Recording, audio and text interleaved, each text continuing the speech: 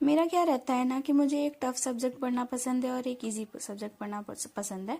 तो मैं पूरा टफ नहीं पढ़ पाती, मैं पूरा इजी से नहीं पढ़ पाती, इसलिए मैं लाइन बाय लाइन करती हूँ। तो मुझे थोड़ी फिजिकल केमिस्ट्री थोड़ी सी टफ लगती है, तो मैंने सोचा कि मैं सबसे पहले फिजिकल केमिस्ट्री को कंप्लीट करूंगी ताकि फिर मेरा टफ टफ कंप्लीट हो जाए, फिर एक ईजी और एक टफ करेंगे।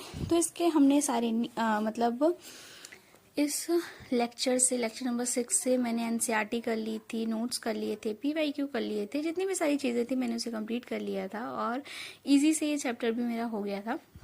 लेक्चर हो गया था। और जैसे ही लेक्चर कंप्लीट हुआ फिर मैंने सोचा कि अब मैं बोर हो रही थी कि मैं कौन सा सब्जेक्ट करूँगी, तो फिर मैंने सोचा मैं जियोलॉजी कर लेती हूँ। जियोलॉजी करने का सबसे अच्छा तरीका ये है, ज़्यादा टाइम नहीं लगा था इसे करने के लिए, तो जल्दी से हो गया था और छोटी छोटी चीज़ें इसलिए हो जाती हैं। और मेरा क्या है कि मैं सारी चीज़ें एक साथ नहीं करती, मैं थोड़ी थोड़ी टाइम पे करती हूँ। जैसे पीवाईक्यू मैंने बाद में कर लिया, क्वेश्चन प्रैक्टिस मैंने पहले कर लिया, फिर एनसीईआरटी मैंने शाम को कर लिया।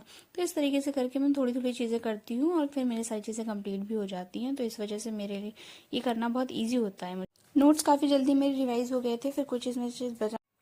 और सबसे अच्छी बात यह है कि जब आप एनसीईआरटी रीड करते रहते हो तो आपको समझ में आता रहता है कि आपके कितने पॉइंट्स क्लियर हो गए हैं, कितने पॉइंट्स क्लियर नहीं हुए हैं और कौन से आपको बाद में करने हैं।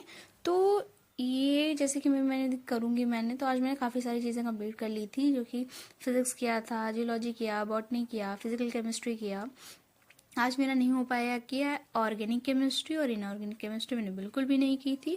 जो मैंने किया था वो मैंने आपको बता दिया, और आप बताना कि आपने क्या क्या कंप्लीट किया है और आप कैसे कंप्लीट करते हो सारा का सारा, और क्या आपको इतना टाइम लगता है। क्योंकि मुझे ये सारी चीज़ें करने में काफ़ी ज़्यादा टाइम लग जाता है, 2-3 घंटे लग जाते हैं। और उसके बाद भी मेरी कभी एनसीईआरटी रह जाती है तो कभी पीवाईक्यू रह जाता है, मतलब सारी चीज़ें नहीं हो पाती, बट 70% 60% हो जाता है मुझसे। तो जितना भी हो जाता है मैं उतना कंप्लीट करने की कोशिश करती हूँ, ताकि मुझे बाद में कोई प्रॉब्लम ना हो और बाद में मुझे बहुत ढेर सारा कंप्लीट ना करना पड़े। इजी था। आज टेस्ट सीरीज भी देखी थी मैंने कि मुझे कौन कौन सा करना है और कौन कौन सा सिलेबस के अकॉर्डिंगली मुझे प्रिपेयर करना है। और फिर ये मेरी कम्युनिटी है, यहाँ पे सब बच्चे चैट्स करते हैं, तो यहाँ पे आप देख सकते हो।